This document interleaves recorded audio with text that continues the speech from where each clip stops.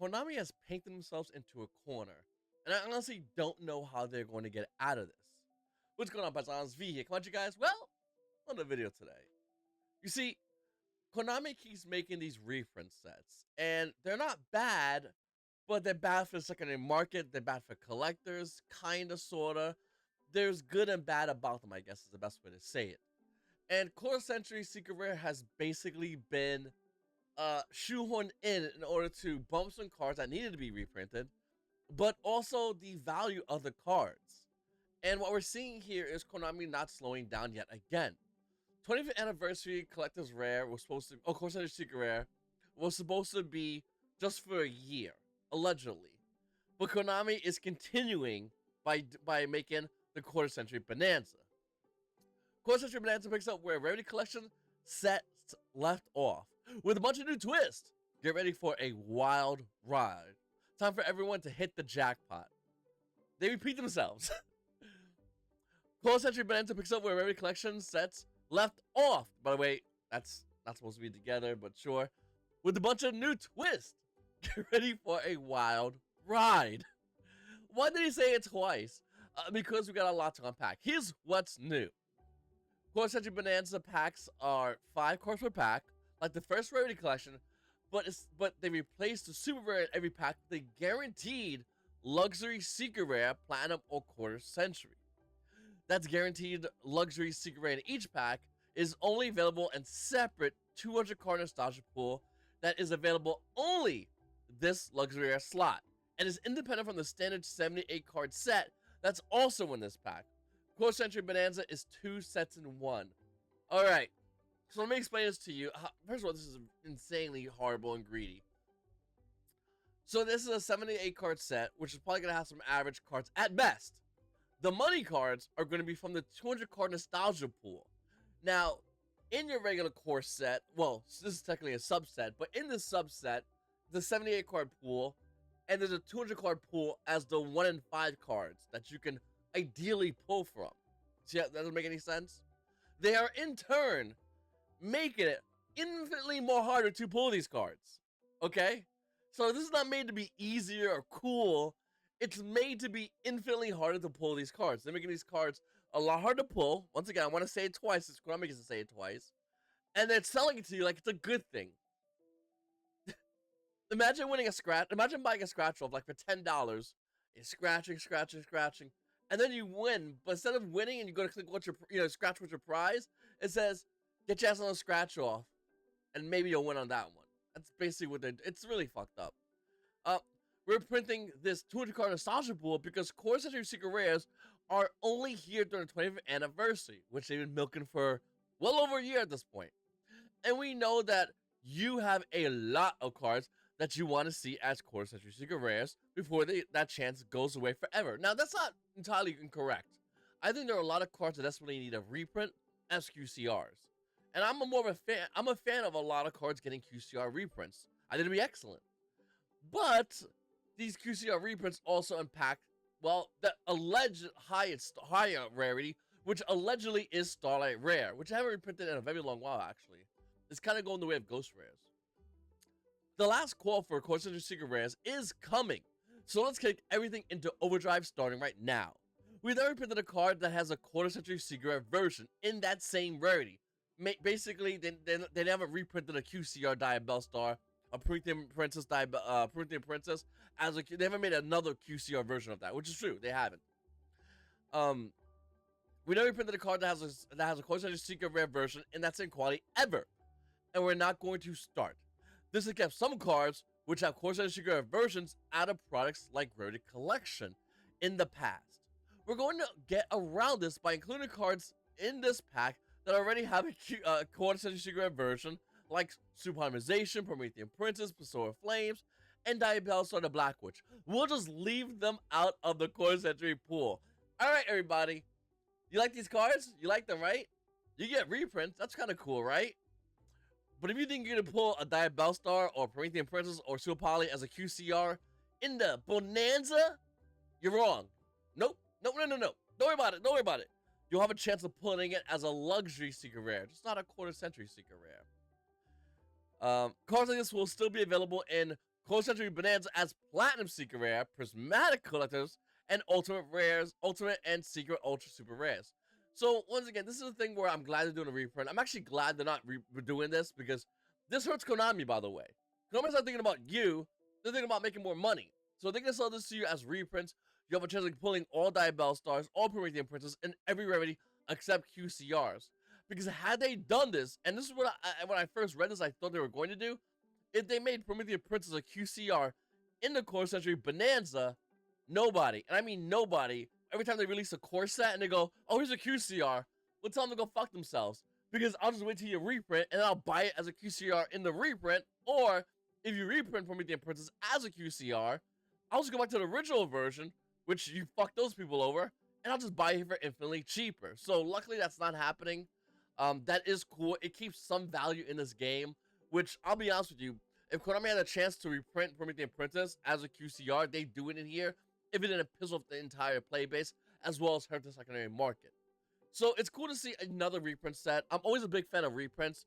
I just hate when these reprints devalue the collection for collectors. So what do I mean by that?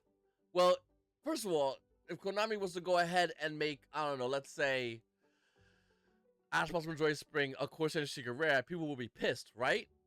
Absolutely, because it already exists. It's a lot of money. But if it was to get a bunch of reprints, again, that means more players will have access to Ash Blossom and Joy Spring, which used to be a very expensive card, even as a common. So I think the reprints are going to be great in this set. I think the nostalgia card pool, right here, the nostalgia card pool over here, is bullshit, in my honest opinion. I think out of these 200 cards, I'm going to say 190 of them are garbage. And what I mean by that is, why would you buy a QCR version if there's a higher valued version that exists? 10 out of these nostalgia card pools would more than likely be actually worth picking up. The problem is, they're going to be also the one that everyone's going to be looking at as well. And you can avoid something that you want to buy because it's the highest rated version, but everyone's looking at it. I'll give you a great example. Draco Sack.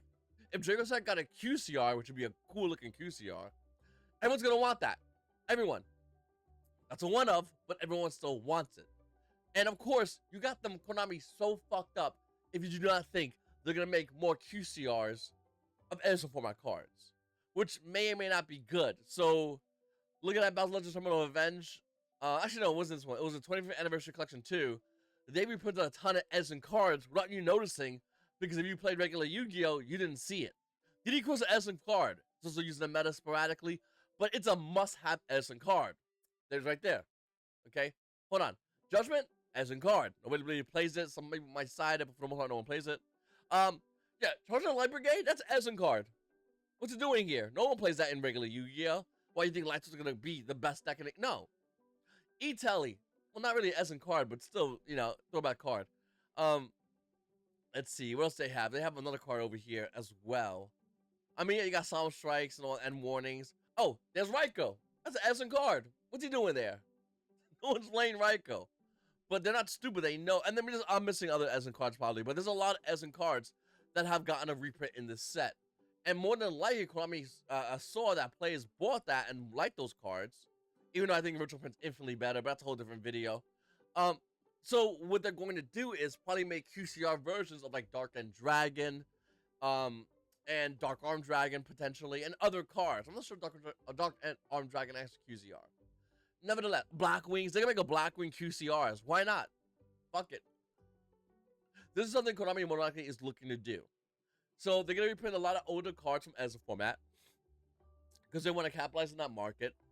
They're gonna reprint a lot of regular cards in current Yu-Gi-Oh!, which may or may not be good. I'll be like I said, I think 190 of these cards are gonna be trash. 10 cards will actually have value. And what I mean by trash is, yes, if you want to get reprints or you want to get a card that looks nice, then some of these cards might be good to get. But if you want to get something for value, the real value would more than likely be in something like, well, like I'll give you an example, like Emerging Teleport. It has a QCR, but the original print first edition Ultra Rare is the most money one because it's harder to find, it's older. Konami is purposely making things hard to find. Why would they do that? Because they know by dipping into the secondary market and it's hard to find, well, you'll want it more, right? You see, Konami's not dumb. Dragon Master Magia, I think we all agree, is a hard to find card. Obviously. Konami realized this, So they said, you know what? Let's go throw it in here.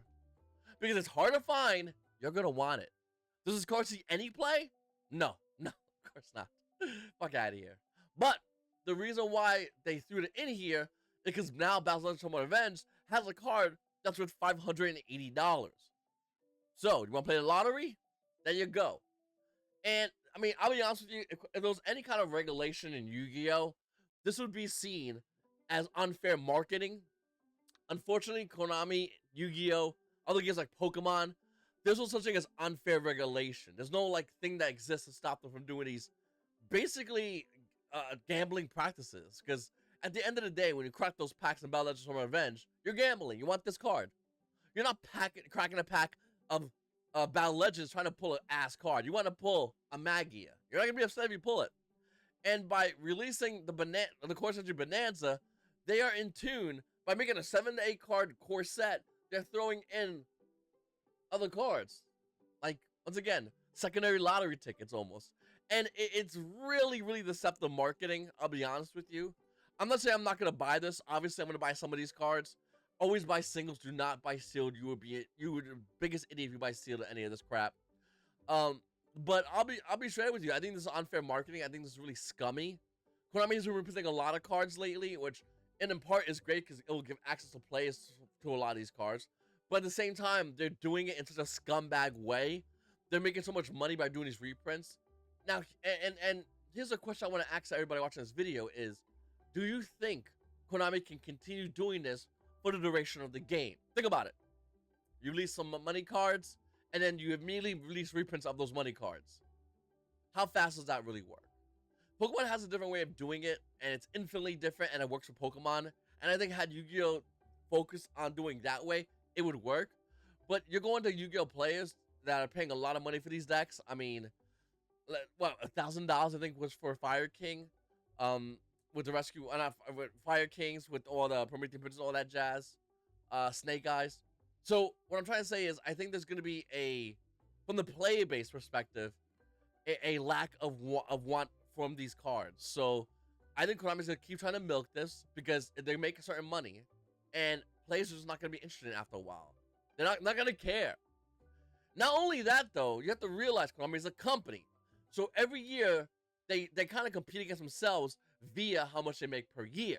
So let's say Konami made in Yu-Gi-Oh! Card game itself, let's say $50 million, right? The next year, Konami's looking to make $50 million. They're not looking to make $10 million, okay? And then Konami comes out with 25th Anniversary Revenue Collection the following year, and they make $150 million. You know what they're going to do the year after that?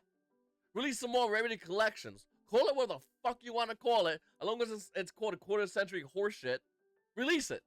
Why? Because we need to make $150 million.